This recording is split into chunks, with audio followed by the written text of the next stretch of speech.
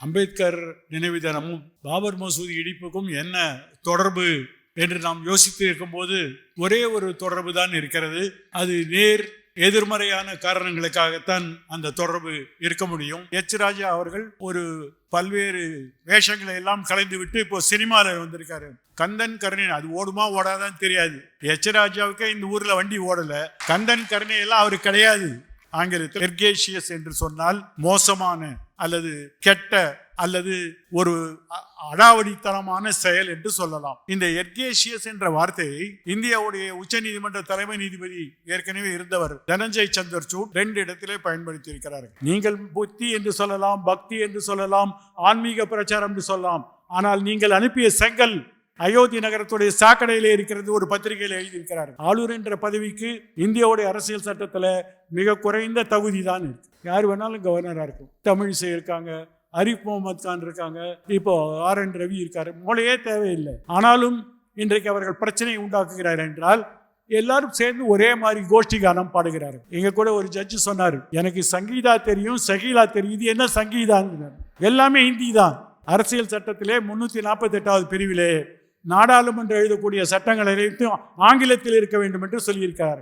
ஆனால் அவர்கள் இந்தியிலே சட்டம் எழுதுகிறார்கள். இதை பற்றி சென்னை உயர்நீதிமன்றத்திலே ஒரு வழக்கு நடக்கிறது. அந்த வழக்கு ஒன்றிய அரசு சார்பாக ஆஜரான வக்கீல் சொல்றார், பேரு ஹிந்தி தான், ஆனா எழுதுறது இங்கிலீஷ் தானே அப்படின்னு சொல்றார். நான் கூட மதுரையில் ஒரு தீர்ப்பு சொன்னேன், ஒரு தேவர் நினைவு சின்னம் பற்றி. அந்த தீர்ப்பு இந்து பத்திரிகையில் வந்த உடனே ஒரு நாள் காலையில் வாக்கிங் போகும்போது ஒரு ஜட்ஜு வந்தார். பிரதர், அந்த தீர்ப்பு படித்தேன், ரொம்ப சூப்பர் ஜட்ஜ்மெண்ட் அப்படின்னாரு. சார் நல்லது சார். உடனே கை கொடுத்தாரு. அப்புறம் சொன்னார், அதை நீங்கள் எழுதவில்லை, அவன் சொல்கிறான், நீங்கள் எழுதுகிறீர்கள்னு சொன்னார். அது வரைக்கும் என்னுடைய பகுத்தறிவு சும்மா இருந்தது. நான் அவரை கேட்டேன், சார் இந்த தீர்ப்பை ரத்து பண்ணுறாங்க பெஞ்சில், அதை யார் எழுதுவா, அதை யார் சொன்னாங்க? தோழர்கள் அனைவருக்கும் எனது வணக்கம். அண்ணல் அம்பேத்கர் நினைவு தினமும் பாபர் மசூதி இடிப்பு தினமுமாக ஒரே தேதியில் நாம் இங்கே அதை நினைவு கூறுவது வருத்தத்தை தருகிறது. அம்பேத்கர் நினைவு தினமும் பாபர் மசூதி இடிப்புக்கும் என்ன தொடர்பு என்று நாம் யோசித்து இருக்கும்போது ஒரே ஒரு தொடர்பு தான் இருக்கிறது. அது நேர் எதிர்மறையான காரணங்களுக்காகத்தான் அந்த தொடர்பு இருக்க முடியும். பாபா சாஹேப் அம்பேத்கர் அவர்கள் இந்திய நாட்டின் அரசமைப்பு சட்டத்தின் சிற்பி என்று நாம் சொல்கிறோம். அரசமைப்பு சட்டத்தின் சிற்பியாக இருக்கக்கூடியவர் அந்த அரசமைப்பு சட்டத்தில் அடிநாதமாக மதசார்பின்மை என்ற கருத்தை வலியுறுத்தி இருக்கிறார். தொடர்ச்சியாக அதை பற்றி பேசியும் எழுதி வந்திருக்கிறார். அப்படி மதசார்பின்மையை இன்றைக்கு நாம் தூக்கி பிடிக்க வேண்டும் என்று சொன்னால் அதுக்கு நேர் விரோதமாக மதசார்பின்மையை குலைப்பதற்காக ஒரு சக்தி இந்த நாட்டில் தொடர்ந்து பிரச்சாரம் செய்து அதனுடைய விளைவாகத்தான் 6ஆம் தேதியை அவர்கள் தேர்ந்தெடுத்து டிசம்பர் 6ஆம் தேதி 1992ஆம் வருடம் அங்கே ஒரு வழிபாட்டு தலத்தை பாபர் மசூதியை இடித்தார்கள். அப்போ ரெண்டுத்துக்கும் தொடர்பு என்ன இருக்க முடியும் என்றால், அரசமைப்பு சட்டத்தை நாம் மீண்டும் தூக்கி பிடிப்பதற்கும் இந்த அரசமைப்பு சட்டத்தை புதைப்பதற்கும் உண்டான 2 சக்திகளுக்கும் இணையக்கூடிய தேதியாகத்தான் இந்த 6ஆம் தேதி இருக்கிறது. நம்முடைய நாட்டின் எதிர்க்கட்சி தலைவர் ராகுல் காந்தி அவர்கள் எங்கு சென்றாலும் இப்படி ஒரு அரசமைப்பு சட்டத்தை எடுத்து செல்கிறார்கள். அவருடைய பாக்கெட்டிலே எப்பொழுதும் வைத்திருக்கிறார்கள். இதை பார்க்கும்பொழுது ஒவ்வொரு கூட்டத்திலும் பீகார் தேர்தலிலே விவசாய தொழிலாளி பெண்களிடம் பேசும்போது கூட இந்த புத்தகத்தை காட்டி அவர் சொன்னார், அரசமைப்பு சட்டம் நம்முடைய மரபணு என்று சொன்னார். DNA, இந்தியன் கான்ஸ்டிடியூஷன் இது DNA என்று சொன்னார். அந்த பெண்கள் எல்லாம் கைத்தட்டினார்கள். ஆனால் இந்த சட்டத்தை இன்னும் அதிகமாக மக்களிடம் எடுத்து செல்ல வேண்டும் என்ற ஒரு காரணத்தினால்தான் அவர் போக இடமெல்லாம் இதை எடுத்து செல்கிறார். அதற்கு ஒரு அர்த்தம் இருக்கிறது. இந்த புத்தகத்தை அவர் காட்ட ஆரம்பித்ததிலிருந்து இந்த புத்தகத்தை வெளியிட்ட நூலகத்தார் 1,55,000 பிரதிகள் வித்திருப்பதாக அவர்கள் விளம்பரம் செய்திருக்கிறார்கள். அதை படிப்பவர்கள் எல்லாம் வக்கீல்கள் மட்டுமல்ல, நீதிபதிகள் மட்டுமல்ல, அல்லது வழக்கு இருப்பவர்கள் மட்டுமல்ல, சாதாரண மக்களும் இந்த சட்டத்திலே என்ன சொல்லியிருக்கிறது என்பதை பற்றி இன்னும் தெரிந்து கொள்ளக்கூடிய ஒரு ஆர்வத்தை அவர் தூண்டி வருகிறார். இந்த 2 தினமும் ஒரே நாளில் இருப்பதனால் ஒரே ஒரு விஷயம்தான் இருக்கிறது. இந்த அரசமைப்பு சட்டம் இந்த நாட்டில் தொடர்ந்து செயல்பட வேண்டும் என்று சொல்லக்கூடியவர் ஒரு சாரரும், இந்த சட்டத்தை புதைத்துவிட்டு வேறு விதமான ஒரு ஆட்சியை நடத்தக்கூடிய துடிப்பவர்களும் ஒரு போராட்டமாக, ஒரு கருத்து போராட்டமான தினமாகத்தான் நாம் பார்க்கிறோம். இன்றைக்கு இதை அரங்க கூட்டமாக செய்கிறோம். எனக்கு தெரிந்து 992 வருடத்திற்கு பிறகு இந்த பாபர் மசூதி இடித்த பிறகு தமிழ்நாட்டில் எங்கேயுமே கூட்டம் அனுமதிப்பதில்லை. அம்பேத்கரின் நினைவை கூட கூறுவதற்கு அனுமதிக்காத ஒரு சூழ்நிலையை நாம் பார்க்கிறோம். ஏன் இந்த குழப்பம்? இந்த குழப்பம்தான் எல்லாத்துக்கும் ஒரு விடையையும் நமக்கு தர வேண்டி இருக்கிறது. நாம் தெரிந்து கொள்வோம். இந்த தினம் 6/12 தினம் போன வாரம் ராஜஸ்தான் மாநிலம் ஒரு திடீரென்று அந்த கல்வித்துறை ஒரு சுற்றறிக்கையை அனுப்பினார்கள். ஒவ்வொரு பள்ளிக்கூடமும் ஷௌரிய திவாஸ், அவங்கெல்லாம் தமிழில் பேச மாட்டாங்க, இந்தியில் தான் பேசுவாங்க. ஷௌரிய திவாஸ் என்று சொன்னால் வீர தினம். என்ன வீரம்? கடப்பாறை வச்சு ஒரு மசூதி அடிச்சது வீரமா? இதை குழந்தைகள் மத்தியிலே புதைக்க வேண்டுமா? இதற்கு ஒரு சுற்றறிக்கை, இதை வீர தினமாக கொண்டாட வேண்டும், ஷௌரிய திவாஸ் என்று அறிவித்தார்கள். மக்களுடைய எரிச்சல், மக்களுடைய கோபத்திற்கு பிறகு அந்த சுற்றறிக்கை வாபஸ் பெறப்பட்டது. அப்படி ஒவ்வொரு முறையும் நம்முடைய உணர்ச்சிகளை தூண்டி பார்ப்பதற்காக பாஜக அரசு எல்லா இடத்திலும் முயற்சி செய்கிறார்கள். அதுதான் இந்த 6ஆம் தேதியை நாம் வேறு விதமாக நினைவு கூறுவதற்காகத்தான் இந்த கருத்தரங்கத்தை எழுத்தாளர் சங்கம் ஏற்படுத்தி இருக்கிறார்கள். எச் ராஜா அவர்கள் ஒரு பல்வேறு வேஷங்களை எல்லாம் கலைந்து விட்டு இப்போ சினிமாவில் வந்திருக்காரு. அவர் ஒரு கந்தன் கருணைன்னு ஒரு படத்தில் நடிக்கிறார். இன்னைக்கு அந்த படத்துடைய ட்ரெய்லர், அவர் என்ன வேணா நடிக்கட்டும், முருகனாவே நடிக்கட்டும், யாரும் சொல்ல அதுக்கு ஒன்றும் ஆட்சேபிக்கவில்லை. ஆனால் அந்த ட்ரெய்லருக்கு ஒரு ஒரு போஸ்டர் போட்டிருக்காங்க, ஒரு விளம்பரம். அந்த விளம்பரத்தில் அவர்கள் என்ன சொல்லியிருக்கிறார்கள் என்று சொன்னால், டிசம்பர் 6 அயோத்தி மட்டுமல்ல என்று சொல்லியிருக்கிறார்கள். ஒரு சினிமா போஸ்டர்ல கந்தன் கருணை, அது ஓடுமா ஓடாதான் தெரியாது. எச் ராஜாவுக்கே இந்த ஊர்ல வண்டி ஓடல, அவர் நடிச்ச படம் என்ன ஓடும்? கந்தன் கருணை எல்லாம் அவரு கிடையாது. ஆனாலும் அந்த படத்துடைய ட்ரெய்லரை வைத்து ஒரு விளம்பரம் செய்திருக்கிறார்கள். 6ஆம் தேதி டிசம்பர் அயோத்தி மட்டுமல்ல என்று சொன்னால் இன்னும் இடிக்க வேண்டிய இடங்கள் பல இருக்கின்றன. அதோடைய ஒத்திகை தான் இப்போ நம்ம திருப்பரங்குன்றத்தில் பார்த்து கொண்டிருக்கிறோம். ஏனென்றால் மீண்டும் மீண்டும் இந்த குரங்கு கல்லு குடிச்சா சும்மா இருக்காது என்று சொல்வார்கள். 6ஆம் தேதி வெற்றடைந்து விட்டார்கள். மீண்டும் தங்களுடைய அந்த கோர முகத்தை காட்டி அவருடைய எல்லா விதமான சேட்டையும் செய்வார்கள். ஆகவே தான் நாம் இந்த 6ஆம் தினத்தை, இந்த தத்துவ தினத்தை நாம் வேறு விதமாக புரிந்து கொள்ள வேண்டும். பாபர் மசூதி இடிப்பதும் ராமர் கோயில் கட்டுவதெல்லாம் பற்றி உங்களுக்கு எல்லாரும் தெரிஞ்சிருக்கும். நான் அதை பற்றி சொல்ல போவதில்லை. ஆனால் மார்க்ஸுடைய அடிப்படையான ஒரு தத்துவம் என்னவென்றால், ஒரு கட்டுமானம் வேண்டும் என்றால் அதற்கு அடித்தளம் வேண்டும். There must be a foundation for a superstructure என்று சொல்வார். மேல் கட்டுமானம் தனியாக நிற்க முடியாது, அதற்கு ஒரு அடித்தளம் வேண்டும் என்று. ஆனால் இந்தியாவில் விசித்திரமாக மேல் கட்டுமானத்தை வைத்து இன்றைக்கு ஒரு அடித்தளத்தை உருவாக்கி இருக்கிறார்கள். ராமர் இங்கே தான் பிறந்தார், ராமருடைய கோயில் இங்கே இருந்தது, அங்கே மறுபடியும் ஒரு கோயிலை கட்டுவோம், அந்த இடத்தில் எந்த விதமான வேறு கட்டணம் இருந்தாலும் இடித்து தள்ளுவோம் என்று ஒரு பிரச்சாரம். இந்த பிரச்சாரம் இன்றைக்கு ஓரளவுக்கு வெற்றி பெற்று நீதிமன்றத்துடைய அங்கீகாரத்துடன் அவர்கள் இன்றைக்கு செயல்படுகிறார் என்றால், இந்த தத்துவத்தை நாம் எப்படி புரிந்து கொள்வது? மேல் கட்டுமானம் இருந்தால் அடித்தளம் இருக்க முடியுமா? மேல் கட்டுமானத்தை அவர்கள் என்றைக்கு உருவாக்கினார்கள் என்பதை நாம் தெரிந்து கொள்ள வேண்டும். பாபர் மசூதியும் இந்த ராமர் கோயிலும் 92 ஆரம்பித்து 2024 முடிந்த கதை அல்ல. அதற்கு முன்னால் இதை திட்டமிட்டு அவர்கள் செயல்பட்டார்கள் என்பதை நாம் புரிந்து கொள்ள வேண்டும். ஆகவே சில குறிப்புகளை மட்டும் நான் இந்த கூட்டத்திலே உங்களிடம் சொல்லி வருகிறேன். அதற்கு முன்னால் எக்ரேஷியஸ் என்று ஒரு வார்த்தை. ஆங்கிலத்தில் எர்கேஷியஸ் என்று சொன்னால் மோசமான அல்லது கெட்ட அல்லது ஒரு அடாவடித்தனமான செயல் என்று சொல்லலாம்.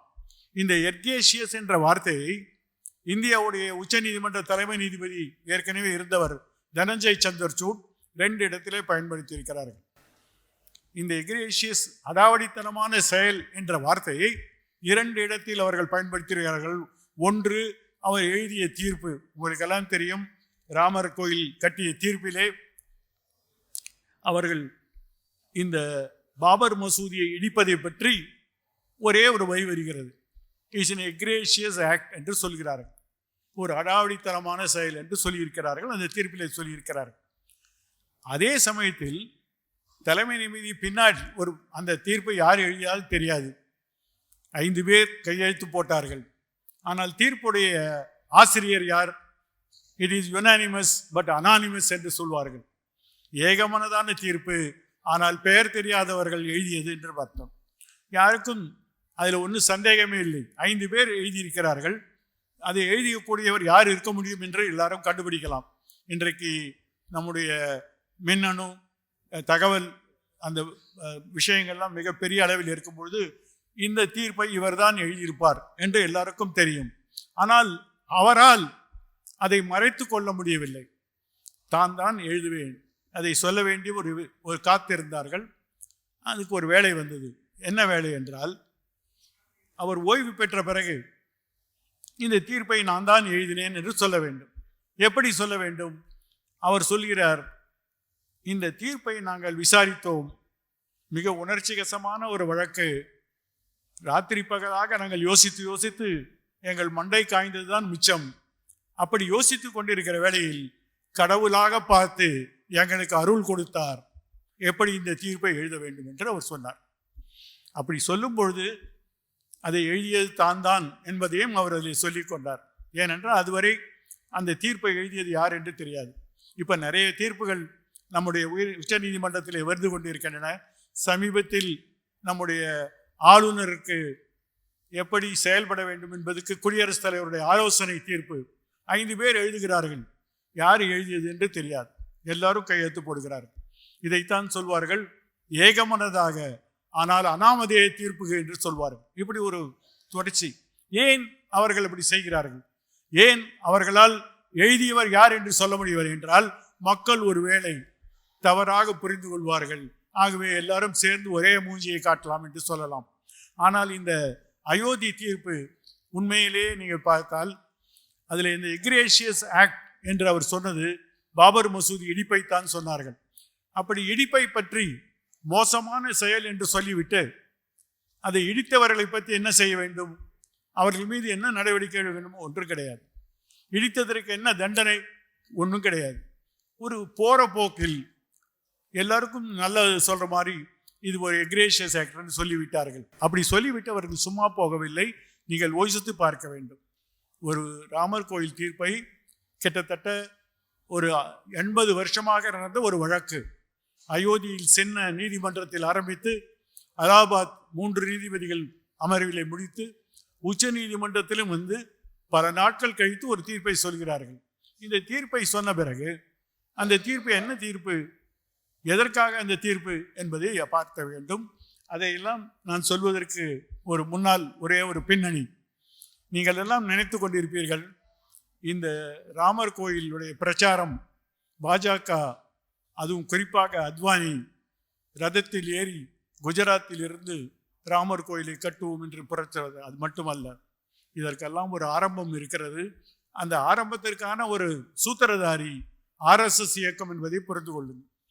1948ஆம் வருடம் மகாத்மா காந்தியை கோட்ஸே சுட்டு கொன்ற பிறகு, கோட்ஸே RSS சேர்ந்தவரா இல்லையா என்பதை யார் சொல்வார்கள் என்றால், இன்றைக்கு சிறை அந்த வழக்கின் ஆதாரங்களில் அவர் RSS சேர்ந்தவர் தான். ஆனால் இன்றைக்கு RSSகாரர் சொல்வார்கள் நாங்கள் மகாத்மாவை சொல்லவில்லை என்று சொல்வார்கள். இப்படி வேணாலும் சொல்லட்டும். ஆனால் ஒரு விஷயம், 1948 மகாத்மா படுகொலை செய்யப்பட்ட பிறகு RSS இயக்கம் தடை செய்யப்பட்டது. RSS இயக்கம் 3 முறை தடை செய்யப்பட்டது. 1948, 1975, 1992 3 முறை ஒரு தடை செய்யப்பட்ட இயக்கம்.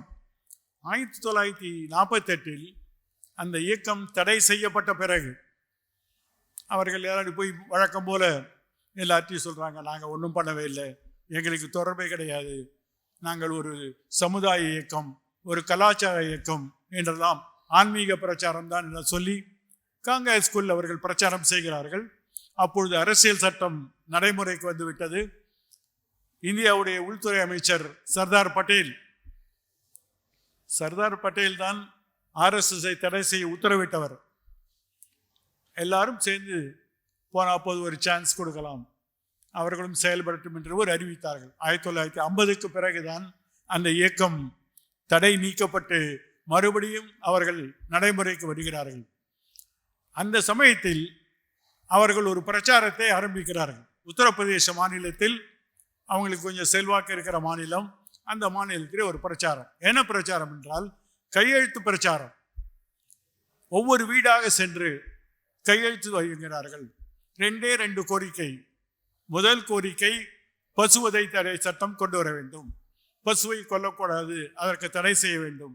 2வது, அயோத்தியில் ராமர் கோயில் கட்ட வேண்டும். அதே இடத்தில் கட்ட வேண்டுமா என்பதில் இல்லை, அயோத்தியில் ராமர் கோயில் கட்ட வேண்டும். இந்த 2 கோரிக்கையை வைத்து அவர்கள் உத்தரப்பிரதேச மாநிலத்தில் கிட்டத்தட்ட 3 கோடி கையெழுத்தை வாங்கினார்கள். இது 1951 வருஷம் நான் சொல்கிறேன். அவர்கள் தேர்தலில் நிற்கவில்லை, மாறாக வீடு வீடாக சேர்ந்து இதற்கான அடித்தளத்தை 1951 ஆரம்பிக்கிறார்கள். அந்த சமயத்தில் தான் ராமர் கோயில் பாபர் மசூதிக்கு பின்னால் உருவாக்குவதற்கு ஒரு முயற்சி நடக்கிறது. உங்களுக்கெல்லாம் படித்திருப்பீர்கள். மசூதி முன்னால் இருக்கிறது, மசூதியுடைய பின்புறம் ஒரு சின்ன பாலராமர் சிலையை வைக்கிறார்கள். ராமர் சிலை வைத்து அங்கே வழிபட ஆரம்பிக்கிறார். மசூதியில் இல்லை, மசூதிக்கு முன்னால் இல்லை, மசூதியுடைய பின்பக்கத்திலே வைக்கிறார்கள். பின்பக்கத்திலே வைத்துவிட்டு அதற்கு ஒரு பெயர் வைக்கிறார்கள், சீதா கி ரசோய், சீதாவுடைய சமையல் அறை என்று சொல்லலாம். ஒரு சின்ன இடம், அதற்கு எந்த வடிவமும் கிடையாது, ஒரு சின்ன கோணிப்பை போட்டுவிட்டு அங்கே ஒரு பூஜை நடக்கிறது. ஆனால் இது பற்றி ஒரு சூழ்நிலையில் உத்தரப்பிரதேசத்தில் அயோத்தியில் ஒரு பெரிய கலவரம் இருக்கக்கூடிய சூழ்நிலையினால் அங்கே இருக்கக்கூடிய மாவட்ட ஆட்சித்தலைவர் தடை செய்கிறார். நீங்கள் இந்த மசூதிக்குள்ளே வந்து இது மாதிரி பண்ணக்கூடாது, இதுக்குள்ளே ஒரு சிலை வைக்கக்கூடாது என்று சொல்கிறார்கள். ஆனால் அந்த தடையெல்லாம் கொஞ்ச நாளில் ரத்து செய்யப்படுகிறது. அங்கே பின்பக்கத்திலே பூஜை செய்கிறார்கள்.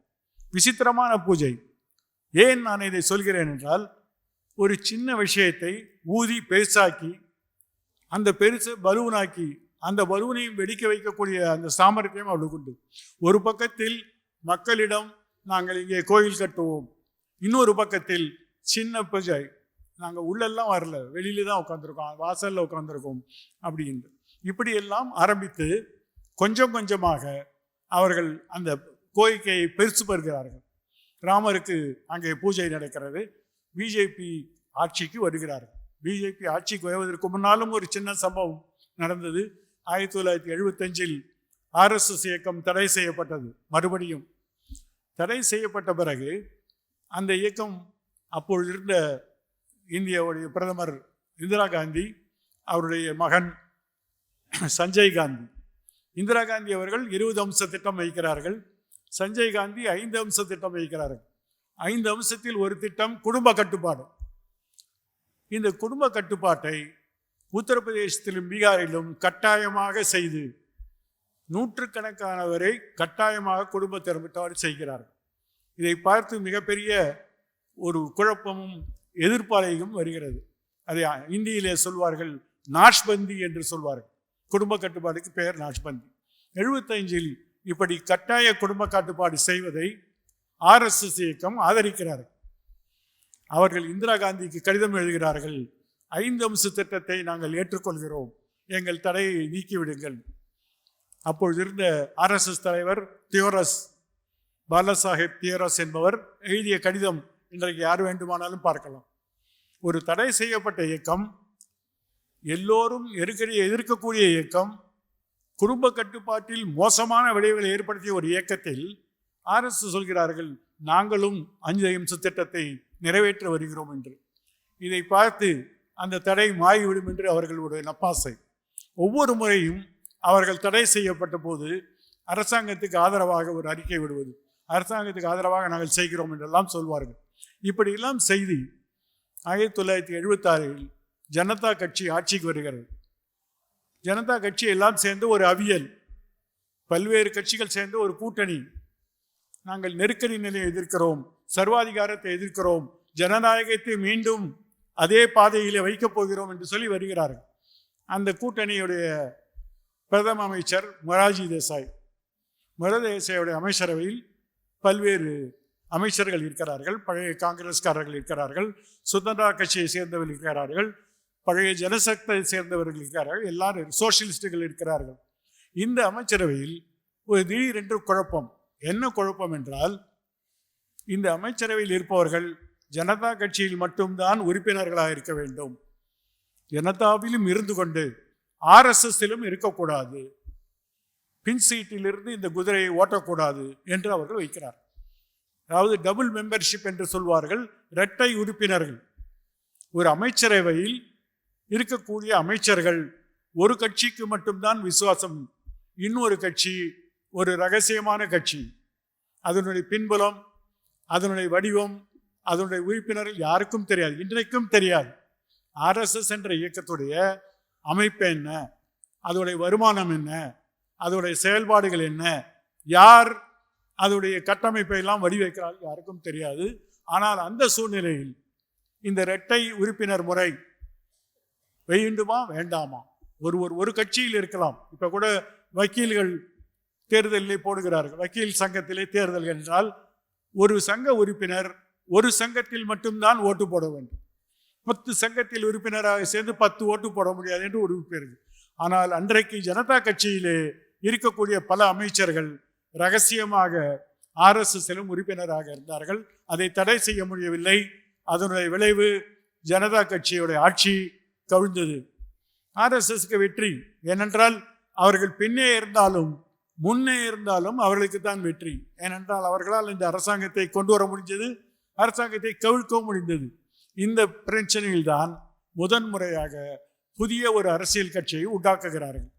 பாரதிய ஜனதா பார்ட்டி அதுவரை நிலைமையில் இல்லை. அதற்கு முன்னால் ஜனசங்கம், அதற்கு முன்னால் இந்து மகாசபா என்று பல்வேறு வடிவங்களில் இருந்தாலும் அதையெல்லாம் இயக்கக்கூடிய சூத்திரதாரி RSS. அப்படிப்பட்ட சூழ்நிலையில் பாஜக முதலில் வருகிறது. பாஜக கொஞ்சம் கொஞ்சமாக வளர்ச்சி அடைகிறது. அதற்கு RSS இப்போ கூட நீங்க பார்க்கலாம். RSS தலைவர் நாக்பூரிலே ஒரு பேட்டி கொடுத்திருக்கிறார். என்ன சொல்லியிருக்கிறார் என்றால், மோகன் பகவத் சொல்லியிருக்கிறார் என்றால், நாங்கள் காங்கிரஸை ஆதரிப்போம், அவர்கள் ராமர் கோயில் கட்டுவதற்கு ஆதரவு தெரிவித்திருந்தால் காங்கிரஸுக்கு ஓட்டு போட்டிருப்போம் என்று சொல்கிறார்கள். அப்படி என்றால் அவங்களுடைய ஒரே திட்டம், 1 பாயிண்ட் ப்ரோக்ராம், ஒரே அம்ச திட்டம் இந்த கோயில் கட்டுவது. இந்த கோயில் கட்டுறதுனால என்ன லாபம் என்ன நஷ்டம்லாம் கேட்கக்கூடாது. அது ஒரு குறியீடு. இந்த நாட்டுடைய பெரும்பான்மை சிறுபான்மையை அடக்கி வைக்க வேண்டும். இதை எல்லா இடத்திலும் அவர்கள் சொல்கிறார்கள். பெரும்பான்மைக்கு சிறுபான்மை அடக்க வேண்டும். பாபா சாஹேப் அம்பேத்கர் அவர்கள் சொல்லியிருக்கிறார்கள், அரசமைப்பு சட்டத்திலே பெரும்பான்மை சிறுபான்மை என்பது ஜனநாயகத்தில் அல்ல, 2 பேருக்கு ஒரு உடன்பாடு தான்.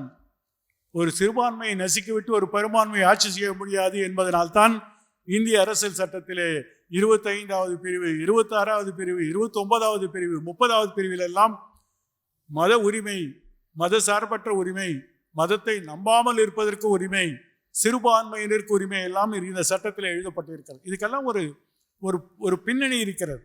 ஒரு பக்கத்தில் பெரும்பான்மை நெசுக்க வேண்டும் என்ற பக்கத்தில் சிறுபான்மைக்கு ஒரு சட்ட பாதுகாப்பு என்ற முறையில் தான் அரசமைப்பு சட்டம் இயற்றப்பட்டது என்பதை நாம் புரிந்து கொண்டால் இந்த விளையாட்டை நாம் தெரிந்து கொள்ள முடியும். இப்படி ஜனதா ஆட்சியை கவுத்துவிட்டு தங்களுடைய சொந்த கட்சியை வளர்க்கிறார்கள். தங்களுக்கென்று கட்சி கிடையாது. நாங்கள் கலாச்சார இயக்கம் என்று சொன்னாலும் சமீபத்திலே RSS தலைவர் சொல்லியிருக்கிறார், நாங்கள் காங்கிரஸையும் ஆதரித்திருப்போம், அவர்கள் மட்டும் ராமர் கோயிலுக்கு பச்சை கொடி காட்டியிருந்தால் நாங்கள் ஆதரிப்போம். அதெல்லாம் ஒரு ஏமாற்று வித்தை. அவர்களுக்கு தெரியும் யாரை வைத்து இந்த பிரச்சனையை செய்ய முடியும் என்று. அப்படித்தான் கொஞ்சம் கொஞ்சமாக அவர்கள் அங்கே வருகிறார்கள். ஒரு கட்டத்தில் அவர்கள் துணிந்து விட்டார்கள். இந்த கோயிலை இடிக்க வேண்டும், இந்த மசூதியை இடிக்க வேண்டும், அங்கதான் கட்ட வேண்டும்.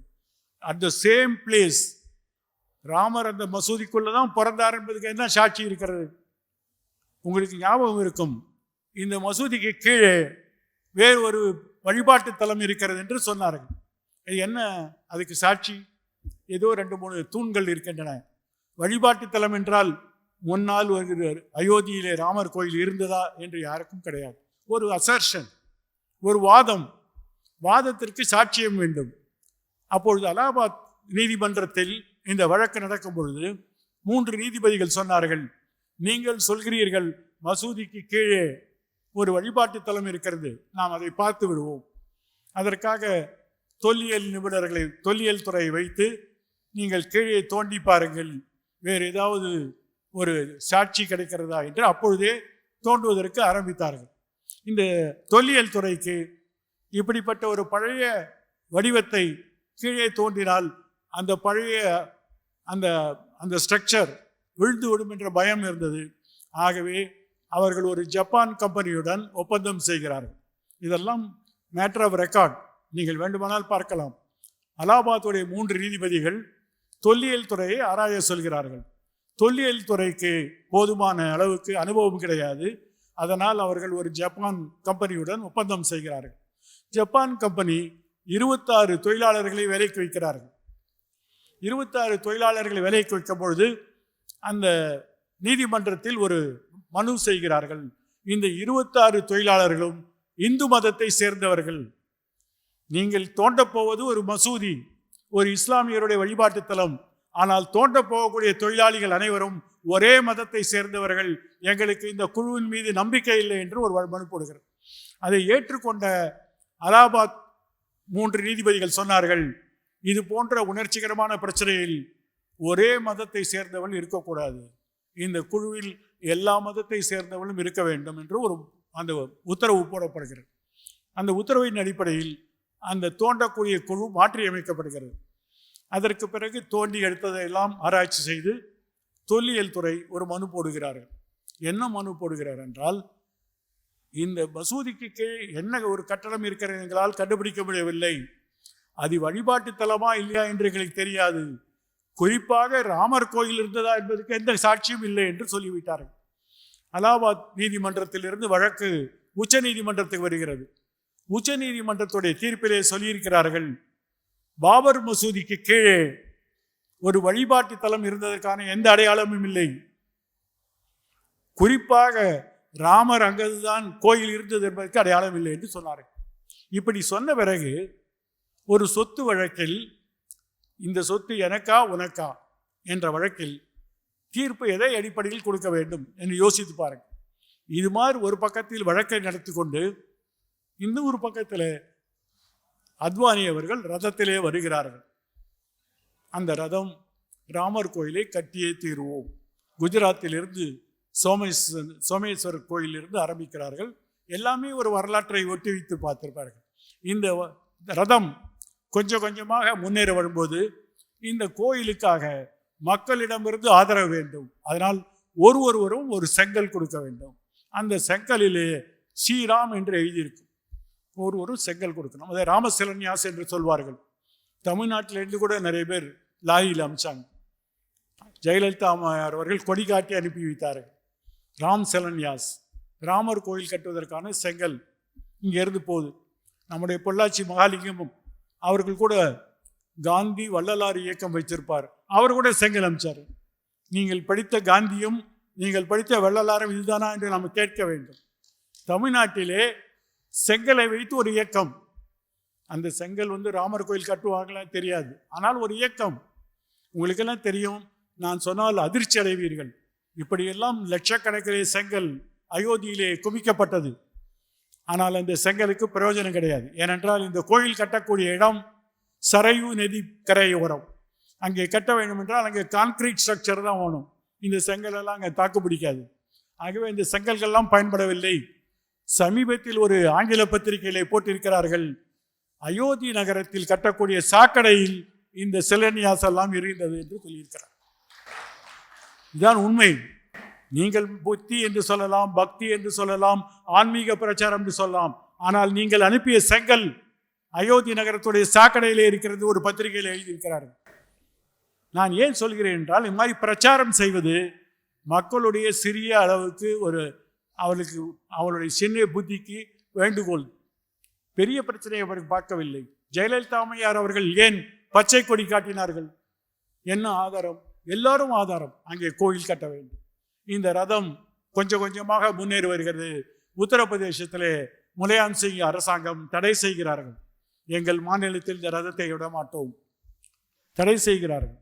அதையும் மீறி பல்வேறு கைதாக்கிறார்கள்.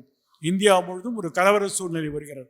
ஒரு பக்கத்தில் நீதிமன்றம், இன்னொரு பக்கத்தில் நேரடி நடவடிக்கை. இதுதான் RSS பாஜகவுடைய பெரிய டிராமா, அவருடைய சதி. நீதிமன்றம் பாட்டுக்கு நீதி நடத்தட்டும், நாங்கள் பாட்டுக்கு வேற ஏதோ பண்றோம். அப்பொழுது அத்வானி அவர்கள் ஒரு முக்கியமான அறிக்கையை சொன்னார்கள். என்ன அறிக்கை என்றால், சட்டத்தால் எல்லா பிரச்சனையும் தீர்க்க முடியாது, மக்களுடைய நம்பிக்கையை கணக்கில் எடுத்துக்கொள்ள வேண்டும் என்று சொல்கிறார். மக்கள் நம்பிக்கை என்றால் என்னென்ன? ஒரே நம்பிக்கை தானா, அல்லது பெரும்பான்மை நம்பிக்கை, சிறுபான்மை நம்பிக்கை? யாருக்கும் தெரியாது. ஆனால் ஒரு நாடாளுமன்ற உறுப்பினர் இந்த அரசாங்கத்தை கைப்பற்ற வேண்டும் துடிப்பவர் சொல்கிறார், சட்டத்தால் எல்லா பிரச்சனையும் தீர்க்க முடியாது. அப்ப எதனால் தீர்க்க முடியும்? கடப்பாறையா? ஆம் என்று சொல்கிறார். கடப்பாறை தான் பயன்படுத்தப்பட்டது. அப்பொழுது முதல் முறையாக உத்தரப்பிரதேசத்திலே பாஜக அரசு வருகிறது. கல்யாண் சிங் அதனுடைய முதலமைச்சர். முதல் முறையாக 2 பிரச்சனை வருகிறது. இந்த மசூதி இடிக்கப்படக்கூடிய ஒரு பயம், மசூதி இடித்து விடுவார்களோ என்ற அச்சம் வரும்பொழுது உச்ச நீதிமன்றத்திலே வழக்கு தொடுகிறார்கள். என்ன வழக்கு என்றால், இந்த மசூதி இடிப்பதற்கு ஒரு பெரிய சதி கூட்டம் நடக்கிறது, ஆகவே நீங்கள் எப்படியாவது தடுக்க வேண்டும் என்று உச்ச நீதிமன்றம் கல்யாண் சிங் அவர்களுக்கு ஒரு அறிவிக்கையை எடுக்கிறார்கள். உங்களுடைய அரசாங்கத்துடைய பொறுப்பு என்ன? அப்பொழுது கல்யாண் சிங் உச்ச நீதிமன்றத்திலே ஒரு மனு போடுகிறார். நாங்கள் அப்படி எந்த விதமான மசூதியையும் இடிக்க அனுமதிக்க மாட்டோம் என்று போடுகிறார். அவர் சொன்ன அடுத்த 3வது நாள் மசூதி இடிக்கப்படுகிறது. எடப்பாறையில் இடிக்கிறார்கள், தொலைக்காட்சியிலே காட்டுகிறார்கள். நீங்களும் நானும் இடிக்க வேண்டுமானாலும் பார்க்கலாம். யார் அதை இடிப்பது? அவர்கள் பயன்படுத்திய ஆயுதம் என்ன? எத்தனை நாளாக அவர்கள் அயோத்தியிலே அங்கே அவர்கள் தங்கி இந்த சதியை செய்தார்கள் என்று எல்லாருக்கும் தெரியும். இந்த கல்யாண் சிங் இப்படி ஒரு மனுவை போட்டுவிட்டு 3வது நாள் மசூதி இடித்த பிறகு உச்ச நீதிமன்றம் கல்யாண் சிங்கை நேரே வரவழைக்கிறார்கள். ஒரு மாநிலத்துடைய முதலமைச்சர், இந்தியாவுடைய பெரிய மாநிலத்துடைய முதலமைச்சர், அவரை நேரே வர வைக்கிறார்கள். எங்களிடம் நீ சத்திய பிரமாணம் கொடுத்தீர்கள், ஏன் இப்பொழுது இப்படி நடந்தது? அதற்கு அவர் மன்னிப்பு கேட்கிறார். நாங்கள் உங்கள் மன்னிப்பை ஏற்றுக்கொள்ள முடியாது, உங்களுக்கு சிறை தண்டனை கொடுக்கிறோம். என்ன சிறை தண்டனை? 1 நாள் சிறை. அவர் காலையில் நீதிமன்றம் வருவார், சாயங்காலம் வீட்டுக்கு போயிடுவார். வக்கீல் கூட தான் டெய்லி போகிறோம். நாங்கள் டெய்லி போகிறோம், எங்களுக்கு டெய்லி சிறை தான். ஒன்றும் சந்தோஷமான விஷயம் கிடையாது தினம் கோர்ட்டுக்கு போகிறது. கச்சேரிக்கு போனால் ஃபீஸ் கிடைக்கிறது வேற, ஆனால் எல்லாருடைய புலம்பல்களையும் டெய்லி பார்த்து கொண்டு இருக்கணும். கல்யாண் சிங் காலையில் வந்தார், மாலையில் போய்விட்டார். அப்பொழுது உச்ச நீதிமன்றம் சொல்கிறார்கள், இந்த வழக்கை கிரிமினல் வழக்காக பதிவு செய்து அந்த கிரிமினல் வழக்கை விசாரிக்க வேண்டும் என்று சொல்கிறார். கிரிமினல் வழக்கு பதிவு செய்யப்படுகிறது. கிரிமினல் வழக்கில் குற்றவாளி கல்யாண் சிங்கும் ஒருவர். A2 2வது அக்யூஸ்ட் கல்யாண் சிங். ஆனால் பாஜக அரசு இந்த சம்பவம் நடந்த பிறகு 1992 டிசம்பர் 6ஆம் தேதி இந்த சம்பவம் நடந்த பிறகு 6 பாஜக அரசுகள், மாநில அரசுகள் டிஸ்மிஸ் செய்யப்படுகின்றன குடியரசுத் தலைவருடைய உத்தரவின் பேரில். இவர்களால் சட்டத்தை பாதுகாக்க முடியவில்லை, அரசியல் சட்டத்தை அவர்களால் அமுல்படுத்த முடியவில்லை, ஆகவே டிஸ்மிஸ் செய்கிறார்கள். இந்த டிஸ்மிஸ் செய்யப்பட்ட வழக்கு உச்ச நீதிமன்றத்தில் வருகிறது. 9 நீதிபதிகள் விசாரிக்கிறார்கள். பொம்மை என்ற வழக்கை படித்து பாருங்கள். 9 நீதிபதிகள் விசாரித்து 6 பாஜக அரசு டிஸ்மிஸ் செய்தது சரி, அவர்கள் சட்டத்தை நிறைவேற்றவில்லை, அரசியல் சட்டத்திற்கு புறம்பாக நடந்து கொண்டிருக்கிறார்கள் என்று அவர்கள் சொல்லியிருக்கிறார்கள். அந்த தீர்ப்பிலே சொல்லியிருக்கிறார்கள், இந்தியாவுடைய அடிநாதம் மதசார்பற்ற தன்மை. மதசார்பற்ற தன்மை என்றால் ஒரு மதத்தை ஏற்றுக்கொள்வதல்ல, எல்லா மதத்திற்கும் சமமான வாய்ப்பு, சமமான அணுகுமுறை தேவை என்று சொல்லியிருக்கிறார். செக்குலரிசம் என்றால் என்ன என்பதை அந்த தீர்ப்பிலே சொல்லியிருக்கிறார். நமக்கு ஒரு ஆளுநர் இங்கே வந்து உட்கார்ந்திருக்கார், ரவீன். அவர் சொன்னார், நான் அரசியல் சட்டத்தை படித்தேன், ஒரு இடத்துல கூட செக்குலரிசம் என்ற வார்த்தைக்கு அர்த்தமே இல்லையே. ஏன் அவங்க ராஜ்பவனில் லோக் பவன், ஏன்னா இப்போ ராஜ்பவன் பேர் மாற்றிட்டாங்க, லோக் பவன். உங்கள் லோக் பவனில் டிக்ஷனரி கிடையாதா? செக்குலரிசம் என்ன? உங்களுக்கு அகராதி இல்லை என்றால் பொம்மை வழக்கை எடுத்து பாருங்கள். ஒரு அரசியல் சட்டத்தை, அதில் இருக்கக்கூடிய பிரிவுகளை எப்படி இருக்க வேண்டும் என்று வியாக்கியானம் செய்வது உச்ச நீதிமன்றத்துடைய கடமை. It is not what is written in the constitution, it is what the judges say என்று சொல்கிறார்கள். அரசியல் சட்டத்தில் எழுதப்பட்டதல்ல, நீதிபதிகள் என்ன சொல்கிறார்களோ அதுதான் சட்டம். 141வது பிரிவில் உச்ச நீதிமன்றம் என்ன தீர்ப்பு சொல்கிறதோ அதுதான் இந்த நாட்டுடைய சட்டமாக ஏற்றுக்கொள்ள வேண்டும். அப்படி தெளிவாக ஒரு செக்குலரிசம் என்று சொன்ன பிறகு நீங்கள் எப்படி சொல்கிறீர்கள்? அரசியல் சட்டத்திலே எங்கேயுமே செக்குலரிசம் என்று சொல்லவில்லை. நீங்கள் எல்லாம் ஒரு ஆளுநர், அதை நாங்கள் ஏற்றுக்கொள்ள வேண்டும், நீங்கள் புரிஞ்சு கொள்ள வேண்டும். ஒரு சாதாரண படிக்காதவர் இல்லை. ஆளுநர் என்ற பதவிக்கு இந்தியாவுடைய அரசியல் சட்டத்தில் மிக குறைந்த தகுதி தான் இருக்கு. 35 வயது இருக்க வேண்டும், இந்திய குடிமகனாக இருக்க வேண்டும். யார் வேணாலும் கவர்னராக இருக்கும். தமிழிசை இருக்காங்க, அரிஃப் முகமது கான் இருக்காங்க, இப்போ RN ரவி இருக்காரு. மூளையே தேவையில்லை. ஆனாலும் இன்றைக்கு அவர்கள் பிரச்சனையை உண்டாக்குகிறார்கள் என்றால் எல்லாரும் சேர்ந்து ஒரே மாதிரி கோஷ்டி கானம் பாடுகிறார்கள். 1992 RSS மறுபடியும் தடை செய்யப்படுகிறது. 6 மாநிலங்கள் டிஸ்மிஸ் செய்யப்படுகிறது, மறுபடியும் தடை செய்யப்படுகிறது. 1994 வருடம் இந்த RSS இயக்கத்தை எப்படி கட்டுப்படுத்துவது என்ற எண்ணம் தோன்றுகிறது. அதற்காக CRPC அல்லது குற்றவியல் நடைமுறை சட்டம், இந்திய தண்டனை சட்டம் IPC ரெண்டும் திருத்தப்படுகிறது. 2 புதிய பிரிவுகள் உண்டாக்குகிறார்கள். யாரும் ஆயுதம் தாங்கி பொது வழிகளில் எந்த விதமான பயிற்சியும் செய்யக்கூடாது, செய்தால் 6 மாதம் சிறை தண்டனை என்று சொல்கிறார். குறிப்பாக இந்த சட்ட திருத்தம் RSS இயக்கத்துக்கு எதிராக கொண்டு வரப்பட்ட சட்டத்திட்டம். இது மாதிரி ஒவ்வொரு பார்க்கில், ஒவ்வொரு மைதானத்தில், ஒவ்வொரு தெருவில் ஆட்களை வைத்து, தடியை வைத்து ஜெய் ஸ்ரீராம், ஜெய் பாரத் மாதா கி ஜெய் என்றெல்லாம் சொல்ல முடியாது. அப்படி ஒரு திருத்தம் நம்முடைய சட்டத்தில் கொண்டு வரப்பட்டது. ஆனால் சட்டம் திருத்தப்பட்டாலும், மிக மிக போராட்டத்துக்கு பிறகு சட்டம் கொண்டு வரப்பட்டது. சட்டம் திருத்தப்பட்டாலும் சட்டத்தை நடைமுறை கொண்டு வர உத்தரவை குடியரசுத் தலைவர் செய்யவில்லை. அப்போது இந்த அரசாங்கத்துக்குள்ள, ஆளுங்கட்சிக்குள்ளாகவும் அவங்களுக்கு வேணுங்கிற ஆட்கள் இருக்காங்க. நீங்கள் சட்டத்தை ஏற்றி விடலாம், சட்டத்தை யார் நிறைவேற்றப் போகிறார்கள்? எங்கே வேணாலும் நாங்கள் ஊழல் நடத்துவோம், எங்களுடைய RSS குரு பூஜை தெருவிலே நாங்கள் செல்வோம். ஒருத்தர் கேட்டார், தெருவில் தான் போகிறீங்க, எதுக்கு தடி எடுத்துன்னு போகிறீங்கன்னு கேட்குறாங்க. அதுவும் அவங்களுடைய ஆயுதம். அதனால தான் இந்த சட்டத்தில் போட்டிருக்காங்க, ஆயுதம் என்றால் அது கழி, கொம்பு, தடி, லத்தி எதுவாக இருக்கலாம்னு ஒரு விளக்கம் வேற இருக்கு. ஆயுதம் என்றால் துப்பாக்கி மட்டுமல்ல, தடி வைத்திருப்பதும் ஆயுதம் என்று சட்டத்தில் இருக்கிறது. இன்றைக்கு அந்த சட்டம் மரணித்து விட்டது. புதிய கிரிமினல் சட்டம் கொண்டு வந்திருக்கிறார்கள். பாரதிய நியாய சங்கீதா, பாரதிய நகரிக் சுரக்ஷ சங்கீதா, பாரதிய சாட்சிய சங்கீதா. யாருக்கும் புரியாது. எங்க கூட ஒரு ஜட்ஜு சொன்னார், ஆனந்த் வெங்கடேஷ்னு, எனக்கு சங்கீதா தெரியும், சகீலா தெரியும், இது என்ன சங்கீதான்னு. எல்லாமே ஹிந்தி தான். அரசியல் சட்டத்திலே 348வது பிரிவிலே நாடாளுமன்றம் எழுதக்கூடிய சட்டங்கள் அனைத்தும் ஆங்கிலத்தில் இருக்க வேண்டும் என்று சொல்லியிருக்கிறார்கள். ஆனால் அவர்கள் இந்தியிலே சட்டம் எழுதுகிறார்கள். இதை பற்றி சென்னை உயர்நீதிமன்றத்திலே ஒரு வழக்கு நடக்கிறது. அந்த வழக்கு ஒன்றிய அரசு சார்பாக ஆஜரான வக்கீல் சொல்றார், ஏன் நீங்கள் இங்கிலீஷில் வைக்கலன்னு. அவர் சொன்னார், இந்தியில தான் பேரு, இங்கிலீஷில் தானே எழுதுறோம். பேரு ஹிந்தி தான், ஆனால் எழுதுறது இங்கிலீஷ் தானே அப்படின்னு சொல்றார். இது அதை பற்றி பிரச்சனை இல்லை. இந்த புதிய சட்டத்தில், பாரதிய நியாய சங்கீதா சட்டத்திலும் பாரதிய நகரிக் சுரக்ஷா சங்கீதத்திலும் இந்த 2 பிரிவுகளும் காணா போய்விட்டது. அப்பொழுது காவல்துறை சார்பாக நாடாளுமன்றத்துக்கு கடிதம் எழுதுகிறார்கள். இப்படி 2 பிரிவுகள் இல்லை என்றால் இந்த நாட்டிலே கலவரம் நடக்கக்கூடிய வாய்ப்பு இருக்கிறது, இந்த பிரிவுகளை நீங்கள் வைக்க வேண்டும் என்று காவல்துறை சார்பாக எழுதுகிறார்கள். இந்த ஒரு காவல்துறையினர் தமிழ்நாடு இல்லை, காவல்துறையினருக்கு ஒரு சங்கம் இருக்கிறது, IPS ஆஃபீஸர், இந்திய காவல்துறை பணி சேர்ந்த ஒரு சங்கம். அந்த சங்கம் நாடாளுமன்ற தலைவருக்கு கடிதம் எழுதுகிறார்கள். இந்த 2 பிரிவையும் ஏன் காணா போய்விட்டது?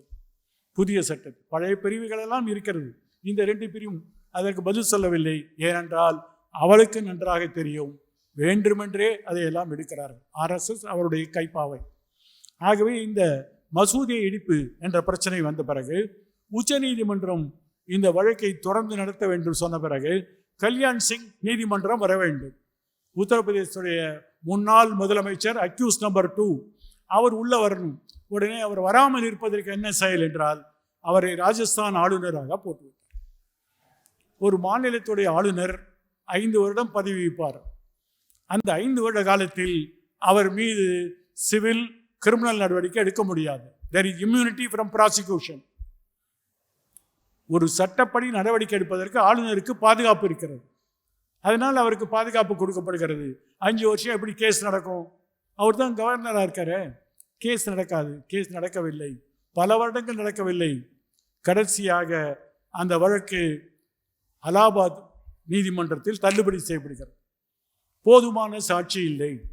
நீங்களும் நானும் தொலைக்காட்சியில் பார்க்குறோம், கடப்பாறை வச்சிருக்க மூஞ்சியெல்லாம் நல்லா தெரியுது, சாட்சி இல்லை என்று ஒரு வழக்கு தள்ளி செய்யப்படுகிறது. இப்போ அதுக்கு மேலே அப்பீல் எப்போ முடியும் என்று தெரியாது. ஆனால் உண்மை என்னவென்றால் மறுபடியும் பாஜக அரசு 2009ஆம் வருடம் அந்த 2014ஆம் வருடம் பதவிக்கு வந்த பிறகு இதே கல்யாண் சிங்க்கு பத்ம விபூஷன் கொடுக்கிறார்கள். எதுக்கு? மசூதி இடிச்சதுக்கா? ஒரு நாட்டுடைய அந்தஸ்து பத்ம விபூஷன், பத்மஸ்ரீ, பாரத ரத்னா. இப்போ கல்யாண் சிங் செத்து போன பிறகு செத்து போனவருக்கு ஒரு பட்டம் கொடுக்கிறார்கள், பத்ம விபூஷன். என்ன செஞ்சாரு? உச்ச நீதிமன்றத்தில் பொய்வித்த வாக்குமூலம் செய்து மன்னிப்பு கேட்டு ஒரு நாள் சிறைக்கு போனவர். ஒரு கிரிமினல் குற்றத்திலே 2வது அக்யூஸாக இருந்தவர். நீங்கள் கவர்னர் பதவி கொடுத்ததினால் தப்பித்தார். 5 வருஷம் காலதாமம் செய்தார்கள். இன்றைக்கு அவருக்கு பத்மபூஷனால் ஒரு விஷயத்தில் அவங்க ரொம்ப தெளிவாக இருக்காங்க. நாங்கள் செய்வதை செய்வோம், சொன்னதை செய்வோம், செய்து கொண்டிருக்கிறோம். இங்கே தான் நாங்கள் கோயில் கட்டுவோம்னா கட்டியிருக்கிறோம். இங்கே தான் ராமர் பிறந்தாரான்னா சட்டம் எல்லாத்துக்கும் பிரச்சனை இல்லை, மக்களுடைய நம்பிக்கை, இங்கே தான் கட்டுவோம்.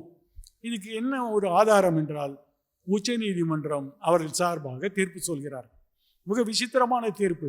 இந்த தீர்ப்பை நீங்கள் பெரிய தீர்ப்பு படித்தா 976வது பத்தியில் என்ன சொல்லியிருக்காருன்னா, நாங்கள் இந்த வழக்கை முழுமையாக படித்த பிறகு ஒரு விஷயம் புலப்பட்டது.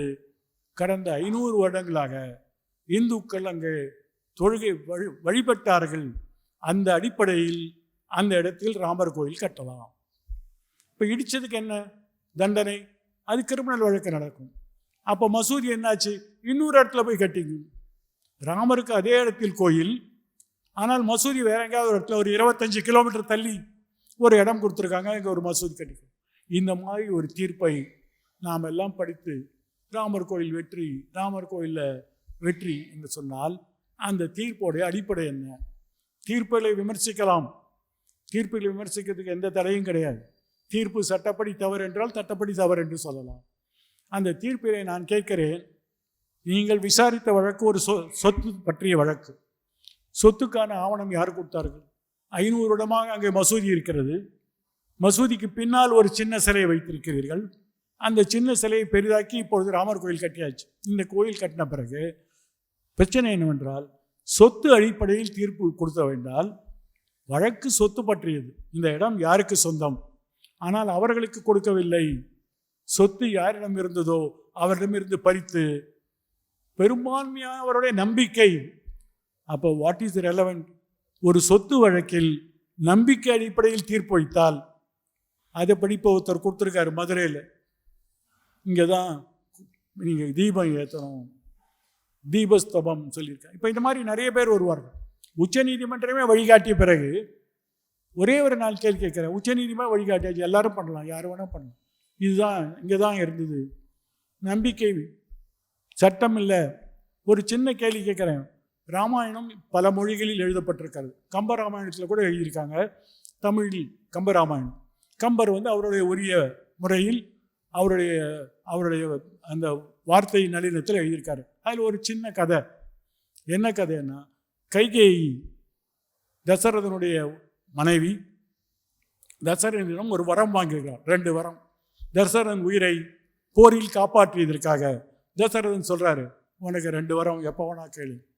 அவள் போய் தசரதனிடம் கேட்கிறாள். என்ன கேட்கிறான்னா, என் பிள்ளையே ராஜாவாக்கணும் அயோத்திக்கு. ராமர் தான் முதல் பிள்ளை, சட்டப்படி ராமர் தான் ராஜராக வேண்டும். ஆனால் என்னுடைய மகன் பரதன் ராஜனாக வேண்டும். என் பையன் இங்கே ராஜாவாக இருந்தால் ராமர் என்ன பண்ணணும்? காட்டுக்கு போகணும், காட்டில் போய் தவம் பண்ணணும். எப்போ திரும்பி வரணும்? 14 வருஷம் கழிச்சு திரும்பி வரணுங்கிற. ஆழிசூழ் உலகமெல்லாம் பரதனே ஆள, நீ போய் தவம் இருந்து 7 ஆண்டுகள் கழித்து வா என்று சொல்கிறான். 7 ஆண்டுகள் என்ன? 14 வருஷத்துக்கு என்ன முக்கியத்துவம் பாருங்க. உலகம் முழுதும் 12 வருஷம் இல்லைன்னா 14 வருஷம். ஒரு சொத்தை ஒருவரால் அவர் அந்த அனுபவிக்க முடியவில்லை என்றால், சொத்தில் மாற்றான் அங்கே இருக்கிறான், ஆக்கிரமித்திருக்கிறான் என்றால் 12 வருடம் கழித்து அந்த சொத்தை அவன் சொந்தம் கொண்டாடலாம். ஏனென்றால் பாதுகாப்பான சொத்து அவனுடைய சொத்து அல்ல, யார் அதை கைப்பற்றி இருக்கிறோனோ அவருடைய சொத்து. அதுதான் சட்டம். அது அமெரிக்காவில் அதே சட்டம், இங்கிலாந்தில் அதே சட்டம், இந்தியாவிலும் அதே சட்டம் தான். இந்தியாவில் 12 வருஷம், இங்கிலாந்தில் 12 வருஷம், அமெரிக்காவில் 14 வருஷம். ஆனால் கம்பன் எழுதிய ராமாயணத்தில் 14 வருஷம் அந்த அம்மா ஏன் சொன்னாங்கன்னா, ஒரே காரணம், என் பிள்ளை இங்கே ஆளும்போது நான் போய் அவன் 14 வருஷம் போயிட்டு வந்தா அவன் திரும்பி வந்து சட்டப்படி கேட்க முடியும். மூத்த பிள்ளைங்கிற கதை நடக்காது. ஏனால் அவன் சொத்தை பாதுகாக்க தவறிவிட்டான். 7 ஆண்டுகள் என்று கம்பன் சொல்லியிருக்கிறாரே, அதை ஏன் இந்த நீதிபதிகள் படிக்கவில்லை? அதை இன்றைக்கும் சட்டத்திலே சொல்வார்கள். Law of prescription, law of limitation, காலவரை சட்டம். காலவரையில் நீங்கள் ஒரு வழக்கு தொடரவில்லை என்றால் அந்த வழக்கு உள்ளது. நீங்கள் ஒருத்தட்டு காசு கொடுக்குறீங்க, 3 வருஷத்துக்குள்ளே கேட்கலன்னா அப்புறம் கேட்க முடியாது. ஒரு நீதிமன்றத்துக்கு வருவதற்கு காலவரை இருக்கிறது. அதே போல் சொத்தை அனுபவிப்பதற்கு ஒரு காலவரை இருக்கிறது. ஆனால் 500 வருடமாக ஒரு மசூதி இருக்கிறது என்றால் 500 வருஷத்துக்கு கழித்து நம்பிக்கை அடிப்படையில் அவற்றிடம் கொடுக்கிறேன் என்றால் நீங்கள் சட்டத்தை மாற்றி எழுதுகிறீர்கள். சட்டமே அப்படி இல்லை. நீங்கள் ராமாயணத்தையே படிக்கவில்லை, அதான் உண்மை. ஆனால் நாம் என்ன சொல்கிறோம்? ஐயோ, தீர்ப்பு சொல்லிவிட்டார்களே. சரி, தீர்ப்பு சொல்லிவிட்டார்கள். இந்த பாபர் மசூதி இடித்த பிறகு நாடாளுமன்றம் ஒரு புதிய சட்டத்தை ஏற்றுகிறார்கள். என்ன சட்டம் என்றால், வழிபாட்டு தலத்தை பாதுகாக்கும் சட்டம். வழிபாட்டு தலத்தை பாதுகாக்கும் சட்டம் என்றால், இந்தியா சுதந்திரம் அடைந்த அன்று 15 ஆகஸ்ட் 1947, 15th ஆகஸ்ட் 1947, எந்தெந்த வழிபாட்டு தலங்கள் எப்படி இருக்கிறதோ அதை யாரும் மாற்ற முடியாது. It cannot be changed. எந்த நீதிமன்றமும் அது குறித்து வழக்கு தொடுக்க முடியாது. You cannot file any suit. எந்த சிவில் நீதிமன்றமும் அது போன்ற வழக்கை எடுக்கக்கூடாது. ஒரு சட்டம் இயற்றிருக்கிறார். இந்த சட்டத்தோடைய நோக்கம் என்னவென்றால், ராமர் கோயில் மாதிரி நிறைய பேர் கிருஷ்ணர் கோயில், மதுராவில் கிருஷ்ணர் கோயில், காசியிலே விஸ்வநாதர் கோயில், சம்பலிலே சிவன் கோயில், எல்லா இடத்துலையும் பக்கத்தில் மசூதி இருக்கிறது. கோயில் பக்கத்தில் மசூதி. கிருஷ்ணர் இங்கே பிறந்தாருன்னா அந்த பக்கத்தில் மசூதி இருக்கு. இந்த பக்கம் அந்த விஸ்வநாதருக்கு லிங்கம் இருக்கிறதால் பக்கத்தில் மசூதி இருக்கார். இப்போ எல்லாரும் சொல்கிறார்கள், இந்த இடம் எங்களுக்கு சொந்தம், முகலாயர்கள் எல்லா இடத்தையும் கைப்பற்றி விட்டார்கள். இப்படிப்பட்ட வழக்குகளை தடுப்பதற்காக ஒரு சட்டம் கொண்டு வரப்பட்டிருக்கிறது.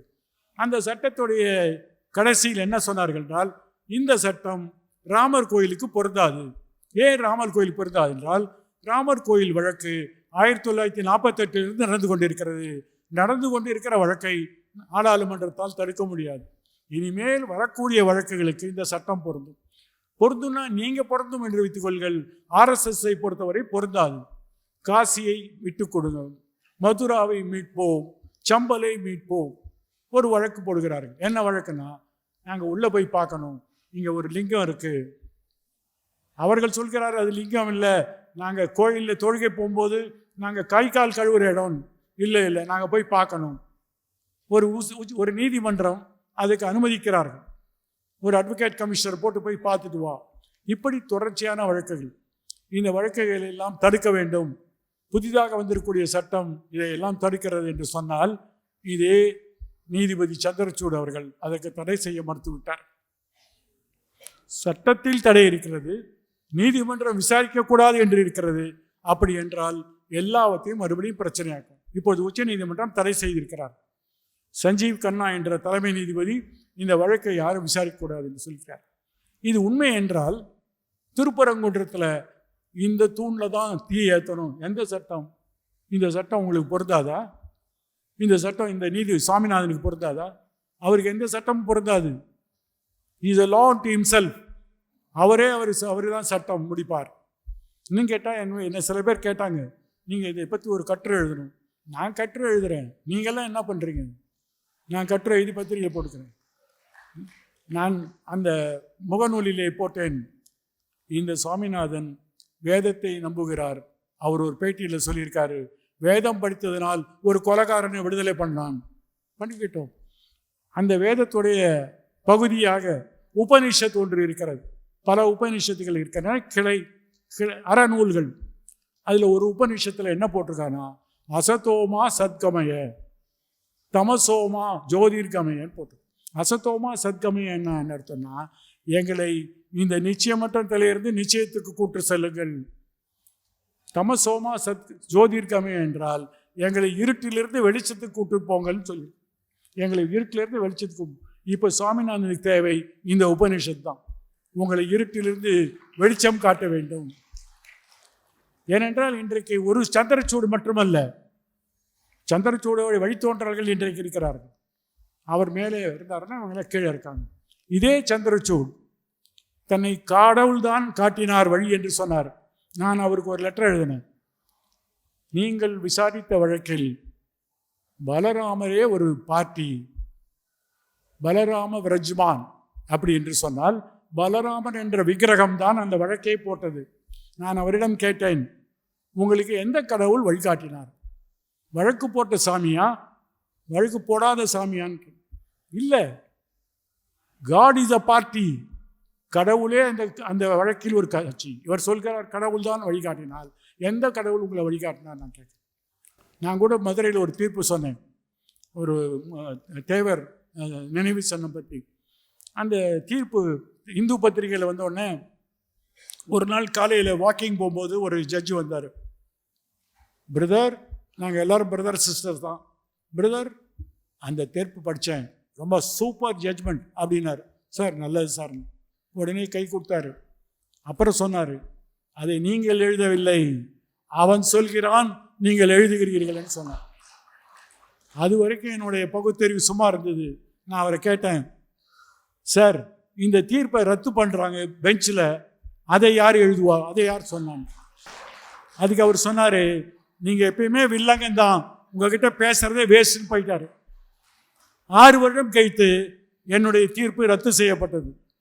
நான் அவருக்கு ஒரு கடிதம் எழுதினேன். இதை யார் சார் எழுதினான்னு கேட்டேன். ஏன் சொல்கிறேன் என்றால், இப்பொழுது நீதிபதிகள் தாங்கள் எழுதுகிற எல்லா ஜட்ஜ்மெண்ட்டும் டிவைன் ஆர்டைன், அவர் சொல்கிறாரு இவன் நாங்கள் எழுதுகிறோம் அப்படிலாம் சொல்ல, மக்களை ஏமாத்த. நாங்கள் படித்த கல்வி, நாங்கள் படித்த சட்ட ஞானம், அதை வைத்து எழுதுகிறோம். அது அன்றைய வரைக்கும் சரி. மேல் நீதிமன்றம் தவறு என்றால் தவறு தான். இது ஒரு human mind, it's an action of human mind, மற்றபடி கிடையாது. அதைத்தான் நம்முடைய தலைமை நீதிபதி சந்திரசூட் அவர்கள் காட் ஷோட் த வே. இப்போ எல்லா ஜட்ஜும் சொல்ல ஆரம்பிச்சிட்டான், god show the way, god show the way. எப்படி வரும்? இப்போ உதாரணமாக குடியரசு சட்ட திருத்தம், அதை எதிர்த்து பெரிய போராட்டம் நடக்கும். நம்ம மேலப்பாளையத்தில் பெண்கள் போராடினார்கள். கல்கட்டாவில் ஷாகித் மைதான்கிற இடத்துல பெரிய அளவு போராட்டம். டெல்லியில் ஷாகித் பாக்ங்கிற இடத்துல பெரிய போராட்டம். பெண்கள் 24 மணி நேரமும் அங்கே போராடுகிறார்கள். அங்கேருந்து வட டெல்லியிலும் வரக்கூடிய வாகனங்கள்லாம் ரொம்ப கஷ்டப்படுறாங்க. ஒருத்தர் கேஸ் போட்டார், இந்த மாதிரி எவ்வளோ நாள் ரோட்டில் உட்காந்துருப்பாங்க, சீக்கிரம் அவங்களை துரத்துங்க. ஒருவருக்கு 24 மணி நேரம் போராட உரிமை கிடையாது. ஒரு வழக்கு. இந்த வழக்கை விசாரித்த உச்சநீதிமன்றம் 4 வழக்கறிஞர்களை அனுப்பினார்கள். 4 வழக்கறிஞரும் போய் அவங்களை கேளுங்க, எவ்வளோ நாள் நீங்கள் போராடுவீங்கன்னு. இவங்க 4 பேரும் போனாங்க. இன்றைக்கி இருக்கக்கூடிய அட்டார்னி ஜெனரல் வெங்கட்ராமனும் அதில் அப்போ இருந்தார். 4 வழக்கறிஞர் போய் இந்த பெண்களை கேட்குறாங்க, ஏம்மா நாங்கள் எல்லாம் சுப்ரீம் கோர்ட்லேன்னு வரோம், ஜட்ஜி கேட்க சொன்னார், எவ்வளோ நாள் போராடுவீங்கன்னு. அவங்க சொன்னாங்க, எங்கள் பிரச்சனை தீர்ந்தோன்னா நாங்கள் போயிடுவோம். நாங்கள் எவ்வளோ நாள் போகிறோன்னா எங்கள் பிரச்சனை தீர்ந்தால் நாங்கள் போயிடுவோம்னு சொன்னோன்னே அவங்க திரும்பி போய் சொன்னாங்க, இப்போது ஷாகித் பாக்கில் போராடலாமா கூடலான்னு தீர்ப்பு எழுத வேண்டும். அப்போது சஞ்சய் கிஷன் கால் என்ற தலைமை நீதிபதிக்கு அடுத்த சீனியர் நீதிபதி அவர் தீர்ப்பில் எழுதுகிறார், இவர்கள் போராடலாமா கூடாதான். என்ன எழுதுகிறாருன்னா, we were very much desperate how to write the order. நாங்கள் ரொம்ப கஷ்டப்பட்டோம் இந்த தீர்ப்பு எழுதுறதுக்கு. God showed the way. கடவுள் வழிகாட்டினார். எப்படி? கோவிட் என்ற பாண்டமிக் தொற்று நோய் வந்தது, மக்கள் கலைந்து விட்டார்கள். அதனால் நாங்கள் தீர்ப்பு எழுத வேண்டாம். கோவிட் தொற்று நோய் வந்ததனால் கூட்டம் கலைந்து விட்டது. கோவிட் தொற்று நோய் யார் அமிச்சா? கடவுள் அமிச்சாரு. காட் ஷோட் த வே எழுதியிருக்காரு. தீர்ப்பை படிச்சு பாருங்க. கடவுள் எங்களுக்கு வழிகாட்டினார். தனந்தை சந்திரசூட் சொல்றாரு, கடவுள் வழிகாட்டினார். நாங்கள் மசூதியை பிச்சு கொடுத்து ராமர் கோயில் கட்டிட்டோம். ஜாகின்பாக் பெண்களை எங்கே அனுப்புகிறோம்? கடவுள் வழிகாட்டினார், அவங்களே போயிட்டாங்க. தொற்று நோய் எங்களுக்கு பிரச்சனை இல்லை, தீர்ப்பே எழுது. இப்போ எல்லாருக்கும் கடவுள் தொற்று நோய் அமிச்சா தீர்ப்பே எழுத வேண்டாம். 6 கோடி வழக்குகள் இன்றைக்கு இந்தியாவில் இருக்கிறது. நீங்கள் தீர்ப்பே எழுத வேண்டாம். 4 தொற்று நோய் முடிச்சிடலாம். நான் நீங்கள் மீட்டிங் ஆரம்பித்தது 2 மணி நேரம் லேட்டு. இப்போ எனக்கு கொடுத்தது 40 நிமிஷம். நான் அதிகமாக பேசல, ஒரே ஒரு கருத்தை சொல்கிறேன். இதே உச்ச நீதிமன்ற தீர்ப்பை கொடுத்த தனஞ்சய் சந்திரசூட் பின்னாடி பேட்டி கொடுக்குறார். ஒரு சீனிவாஸ் ஜெயின்கிறவருக்கு ஒரு யூடியூப்பில் பேட்டி கொடுக்குறார். நீங்கள் படித்து பாருங்கள். அந்த பேட்டியில் என்ன சொல்லியிருக்காருன்னா, எக்ரேஷியஸ் ஆக்ட் என்று சொல்லக்கூடிய அடாவடித்தனமான செயல் எது என்றால், 500 இடமாக மசூதி அந்த இடத்தில் இருந்தது அடாவடித்தனமான செயல். இடித்தது அடாவடி செயல் முன்னாடி சொன்னவர் தீர்ப்பில் இருக்கு. It's an egregious act. இடித்தது அடாவடி செயல் என்று இருக்கிறது. இப்பொழுது ஒரு பேட்டியிலே சொல்கிறார், 500 வருடமாக அங்கே மசூதி இருந்தது அடாவடித்தனமான செயல். ஒரு நீதிபதி ஒரே வார்த்தையை 2 விதத்தில் பயன்படுத்தும் என்று சொல்லும்போது நாம் நீதித்துறை பார்த்து பயப்பட வேண்டியது. நாம் இந்த சட்டம் யாரால் நம்மளை பாதுகாக்க போகிறார்கள் என்று சொன்னால், இந்த சட்டத்தை பாதுகாப்பவர்கள் பாதுகாக்க தவறிவிட்டார். நம்பிக்கையின் அடிப்படையில் நீங்கள் சொத்தை கொடுக்க முடியும் என்று சொன்னால் எதுவுமே நிச்சயம் இல்லை. திருப்பரங்குன்றம் மட்டும் இல்லை, இன்னும் எத்தனை பிரச்சனை வரும் தெரியாது. வாரணாசி, அடுத்தது மதுரா, அடுத்தது சம்பல், அப்புறம் திருப்ப கூட திண்டுக்கல்ல வைக்கிறான். என்னைக்கு வார்டு ராமான்னு சொன்னோன்னே எல்லா குரங்கும் தீப்பந்ததிச்சு மேலே எல்லா மலையிலையும் ஏற ஆரம்பிச்சாச்சு. இது போன்ற ஒரு சூழ்நிலையை தடுக்க வேண்டும் என்றால் இந்த தினத்தில், இதே அண்ணல் அம்பேத்கர் மறைந்த அதே தினத்தில், எந்த தினத்தில் அவர்கள் மசூதியை இடித்தார்களோ அதே தினத்தில் நாம் ஒரு உறுதிமொழி எடுத்துக்கொள்ள வேண்டும். நாங்கள் இந்த அரசியல் சட்டத்தை பாதுகாப்போம். இந்த அரசியல் சட்டத்தை நாங்கள் எந்த விதத்திலும் விடமாட்டோம். மத சார்பை என்பது இந்த அரசியல் சட்டத்துடைய ஒரு பகுதி. அதை நாங்கள் விட்டு கொடுக்க மாட்டோம். இதை ஒரே ஒரு விதம் சொல்கிறேன். இந்த அரசியல் சட்டம் எழுத ஆரம்பித்த போது 1946ஆம் வருடம் இந்த அரசமைப்பு சட்ட சபையில் 395 உறுப்பினர்கள் இருந்தார்கள். காங்கிரஸில் 291 பேர், 93 முஸ்லீம் லீக் உறுப்பினர்கள், 83 சமஸ்தானத்தை சேர்ந்தவர்கள் இருந்தார்கள். 1948 பாகிஸ்தான் பிரிந்த பிறகு முஸ்லீம் உறுப்பினர்கள் போய்விட்டார்கள். அந்த சபை 295 உறுப்பினர்கள் கொண்ட சபை. 295 பேரில் 290 பேர் இந்துக்கள் தான்.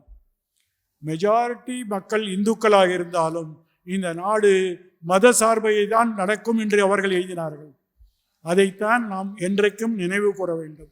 75 ஆண்டுகள் இந்த அரசமைப்பு சட்டம் இருந்தாலும் பக்கத்தில் இருக்கிற பாகிஸ்தானில் இராணுவ ஆட்சி, பக்கத்தில் இருக்கிற வங்கதேசத்தில் இராணுவ ஆட்சி, நேபாளம் சிரமற்ற தன்மை, இந்த ஸ்ரீலங்காவில் ஒற்றை மொழி, ஒரே தலைமை, எல்லாம் மாறியாச்சு. ஆனால் நமது நாடு 75 ஆண்டுகளுக்கு பிறகும் நாம் இன்றைக்கும் இந்த அரசமைப்பு சட்டத்தின்படி செயல்பட்டு கொண்டிருக்கிறோம் என்று நம்பினால் இதோடைய முக்கியமான பிரச்சனை இதோடைய பன்முகத்தன்மை. It's a diversity. நாம் சொல்லுவோம் பன்மையில் ஒற்றுமை, வேற்றுமையில் ஒற்றுமை என்றெல்லாம் சொல்கிறோமே, அதோடைய அடிநாதம் இதுதான். இந்த மக்கள் அனைவரும் வேறுபாடு இல்லாமல் தாங்கள் விரும்பக்கூடிய மதத்தை, தாங்கள் விரும்பக்கூடிய நம்பிக்கையை அவர்கள் வைத்து கொள்ள வேண்டும் என்று அந்த 25வது பிரிவை இந்த அரசியல் சட்டத்தில் எழுதிய அண்ணல் அம்பேத்கருக்கு நாம் அஞ்சலி செலுத்த வேண்டும் என்று சொல்லி வாழ்த்து விடுகிறேன். வணக்கம்.